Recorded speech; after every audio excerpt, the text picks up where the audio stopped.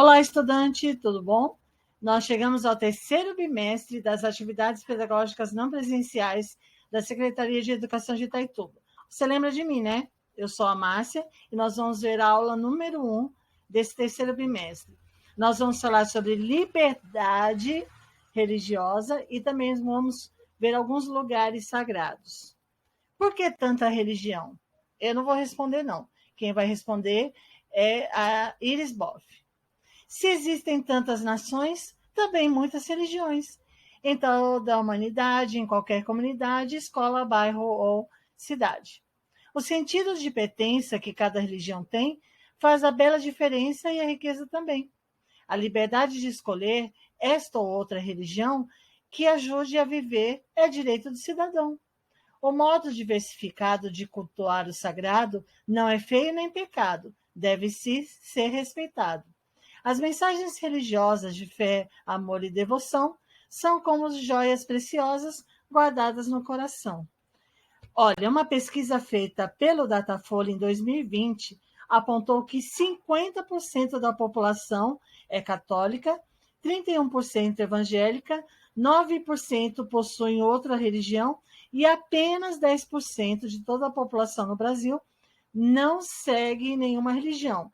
Gente, essa pesquisa comprovou mais uma vez o quanto o povo brasileiro é religioso.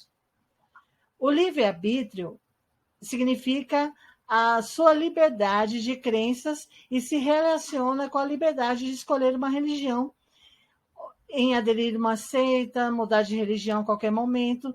Também compreende a liberdade de não ter nenhuma fé, pois existe também as descrenças, que é a liberdade de ser ateu. Então, esses direitos são previstos em lei, mas não determinam a liberdade de prejudicar o livre exercício das pessoas em seguir diferentes princípios religiosos. Bom, se você quiser respeitar, ótimo. Se você não quiser respeitar, sinto muito, você está infringindo uma lei. É garantido por lei aqui no Brasil que qualquer crença seja assegurada pela Constituição. A preservação da liberdade religiosa é fundamental, não somente para a garantia de um direito humano que é básico, né, mas também uma necessidade para construir esse ambiente pacífico da sociedade. Então, a liberdade de crença é garantida em lei. O dever de respeitar as escolhas dos outros é imprescindível, porque quando vem a intolerância religiosa, surge o desprezo, a violência e as dissensões, que são as separações, e podem acarretar problemas para a sociedade e atrapalhar a harmonia e o bem-estar das comunidades. Onde é que está essa garantia de lei? No inciso 7º da Constituição Federal, no artigo 5, que diz nessas palavras: é inviolável a liberdade de consciência e de crença, sendo assegurado o livre exercício dos cultos religiosos e garantida, na forma da lei, a proteção aos locais de culto e às suas liturgias.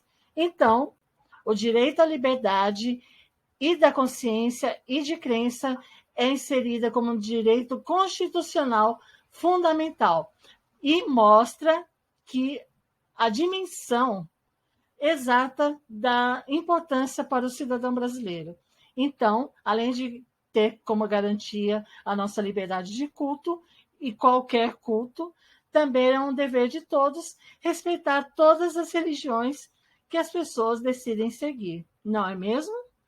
Para a gente respeitar, a gente precisa conhecer. Então, vamos conhecer alguns lugares sagrados. Olha, lugar sagrado é um espaço destinado ao culto religioso e pode ser uma igreja, uma mesquita, uma sinagoga, catedral, templo, terreiro, santuários, etc.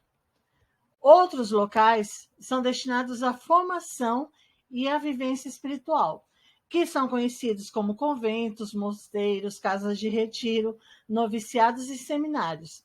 E também existem montanhas, rios, grutas, lagos e cidades que são espaços sagrados em si. E muitas pessoas, elas se afluem, elas vão em peregrinação ou romaria. E o local que também é sagrado são os cemitérios e as catacumbas, porque várias tradições religiosas privilegiam esses locais que são ditos locais de descanso, né, como um espaço sagrado.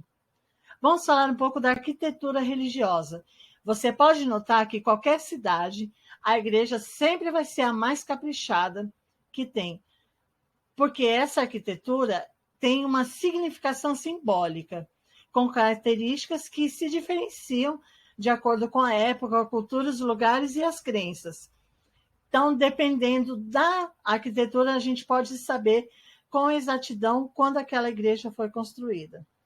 Vamos falar agora sobre espaços sagrados de um poema de Boris Gilyoski, que vai mostrar assim, uma diversidade de lugares sagrados. Então, espaços sagrados. Os espaços sagrados são locais de prece, de ensino e pregação. São lugares consagrados à prática e devoção. A casa de reza e as grandes florestas são espaços sagrados dos povos indígenas.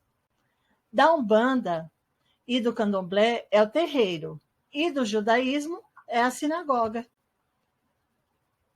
E a mesquita com altos minaretes do islamismo e os suntuosos templos do hinduísmo e do budismo. Há também os bonitos templos de fé Bahá'í, a imponente catedral e os templos e as tendas. Curiosidade, a minha denominação fazia cultos em tendas de circo. Começaram assim. As casas de oração e o belo salão do reino são espaços sagrados das diversas igrejas e dos grupos cristãos. Nós temos bastante coisa para estudar, bastante atividade para fazer, e a gente se vê na próxima aula.